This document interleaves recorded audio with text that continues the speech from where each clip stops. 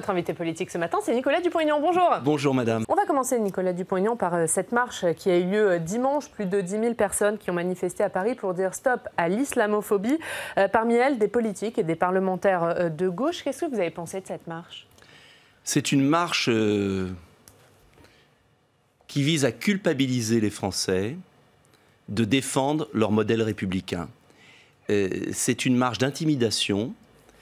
C'est une marche qui n'a rien à voir avec la défense des Français musulmans qui pratiquent leur foi dans le respect de la République, et il y en a beaucoup.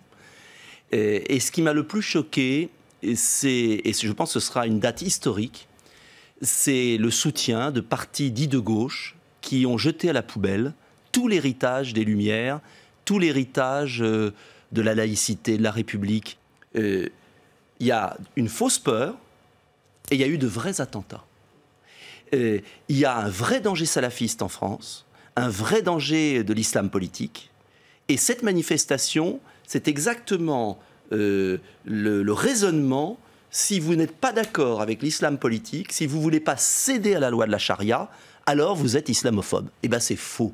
Il y a des femmes très courageuses qui sont d'origine musulmane, qui refusent justement de porter le voile, cet instrument rétrograde, obscurantiste, qui luttent. Et le rôle de l'État, le rôle de la République, c'est de les aider. Ce qui s'est passé hier est très grave, dimanche, est très grave. Des hommes politiques, par clientélisme électoral, démagogique, se sont fourvoyés. Je les accuse vraiment de munichois. Ce sont des munichois face à ce nouveau fascisme vert. Et je pense que l'enjeu, c'est au contraire de tout faire pour que l'islam de France se plie aux lois de la République, comme les catholiques l'ont fait, comme la religion juive l'a fait sous Napoléon, c'est-à-dire qu'il n'y a d'avenir pour l'islam en France que dans le respect des lois de la République. Et c'est ce que nous proposons à Debout la France. Le Sénat va parler de la réforme des retraites pendant cet examen du projet de loi de financement de la sécurité sociale. Le système des retraites, je vous le dis, je vous le redis, est équilibré depuis la réforme Touraine. On veut culpabiliser les Français et les retraités avec les solution que nous proposons à Debout la France pour le Made in France, relocaliser des emplois, on peut avoir un système excédentaire. Ça veut dire quoi? Ça veut dire que l'enjeu, les réformes déjà votées ont été très dures pour nos retraités. Tout le monde oublie la réforme Fillon et la réforme Touraine. Le système est équilibré, même avec une croissance faible. Le rapport de Gore est très précis. Donc on n'a pas besoin... Du coup, vous appelez à manifester pour le 5 décembre? Alors, j'appelle, oui, je souhaite que tous les Français réalisent que la réforme des retraites du gouvernement va être tragique pour les retraités. Tragique.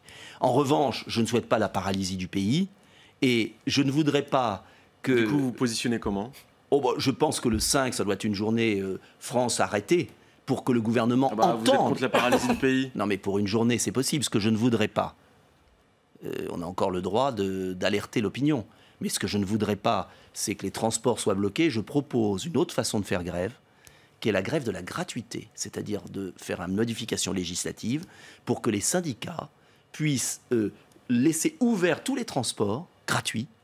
Vous savez qu'aujourd'hui c'est puni par la loi et qu'ils risquent de très fortes amendes, les salariés de la SNCF qui feraient ça, de manière à ce qu'on puisse concilier droit de grève et circulation des usagers. Mais je vous dis une chose, c'est que la réforme des retraites sera le tombeau d'Emmanuel Macron. Parce que cette réforme est injuste, gravissime, et ferait une baisse des retraites. Et le 19 novembre, je présenterai les propositions alternatives pour plus de justice de Debout la France, pour garder les 25 meilleures années qui servent de calcul des retraites pour les salariés du privé. Car le système à points, et ceux qui m'écoutent doivent vraiment comprendre que le système à points va faire que le calcul de leur retraite va être fait sur leurs 43 années. Or, il y a des périodes de chômage, de maternité. Ça veut dire que la retraite va baisser de 10 à 20%. C'est considérable. Donc, et c'est la fin de la répartition.